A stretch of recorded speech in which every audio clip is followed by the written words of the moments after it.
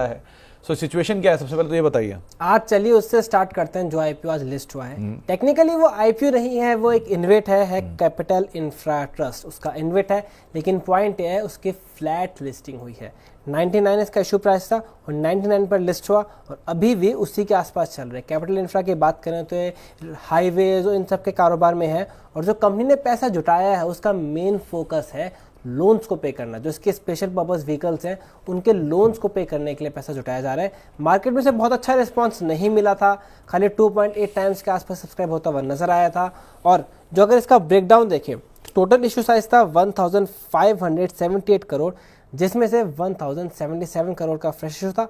बाकी था offer for sale, तो कहें तो अराउंड 2/3 जो है वो फ्रेश इशू था, 1/3 के आसपास ऑफर फॉर सेल था इस कंपनी का आईपीओ में। तो 1/3 के आसपास ओएफएस था और बाकी यहाँ पर आपको जो नंबर थे वो देखने को मिले। तो शौर्य, एक तो लिस्टिंग किस तरह की हुई, दूसरा क्या बोल रहे थे उस समय पर जो ब्रोकर्स थे?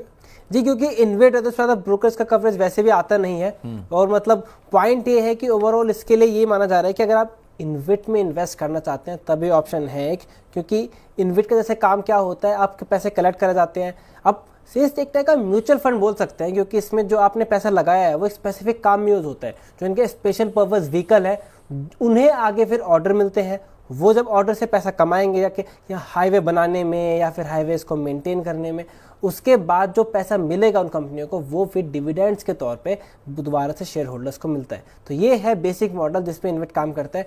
अगर आप एक तरह से कहें तो डाइवर्सिफाई करना है तो आप इन्वेट को देख सकते हैं इसके ऊपर, क्योंकि अगर ब्रोकरेज की कवरेज नहीं है तो आप अपने फाइनेंशियल एडवाइजर से डिस्कस करके उसे बना सकते हैं। लेकिन ये एक तरीका है एक एडिशनल, जिससे अगर आपको लगता है कि इंडिया की इंफ्रास्ट्रक्चर मूवमेंट आ रहा है तो उसमें प्ले करने का एक डाइवर्सिफाइड ऑप्शन आपके लिए क्रिएट हो जाता है।